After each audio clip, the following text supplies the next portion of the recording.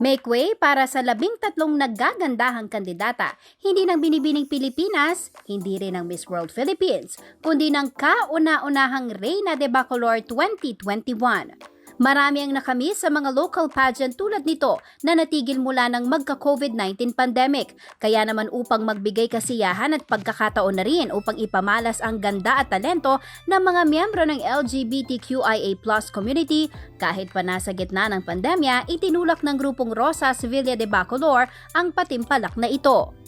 Ayon kay Luigi Gamboa, Vice President ng Rosas Villa de Bacolor, bahagi rin ang Reina de Bacolor 2021 sa pagdiriwang ng kapistahan ng Virgen La Naval de Bacolor. Ito ay para maipakita ng mga LGBT or ang Rosas na sila ay may tinatagong talento pagdating sa larangan ng paglarampa sa pageant.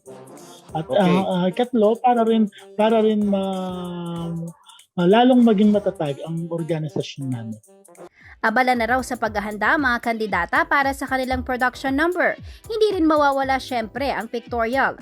All sizes and form welcome din sa kompetisyon basta ikaw ay certified na taga Bacolor.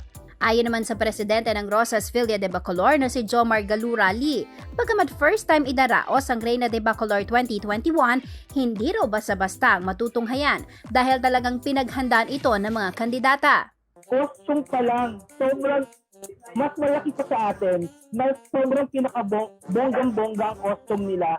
Talaga kasi, ang legit talaga ng Bacolor is talagang pag sinabi mong costume, every barangay kasi meron silang parang, yung kung ano yung kumakamal sa tainis, pala, ito yung nalagay nila doon sa mga costume nila. Kaya sobrang ang lalaki.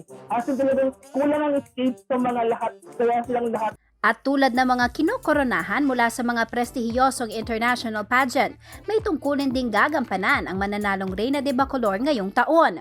Siya po ay gagawa ng isang proyekto para sa mga kamukha namin Rosas, which is yun yung isang magiging legacy niya. At the same time, siya po ay makikilala bilang representative or bilang Rosas Villa de Bacolor first ever Rosas Villa de Bacolor 2021. Samantala, ayon sa mga organizer, humingi raw sila ng permit mula sa local IATF ng Bacolor.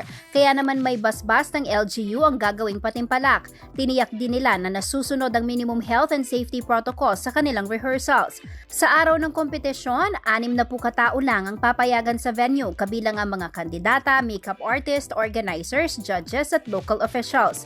Hindi man ito mapapanood ng face-to-face ng mga Bacoloreño. Live na live naman daw itong mapapanood sa Facebook page ng Sulong Balen Bacolod. Kaya naman sa lahat ng mga nais masaksihan ang masaya at natatanging patimpalak, tumutok sa nasabing FB page sa November 13 alas 6 ng gabi.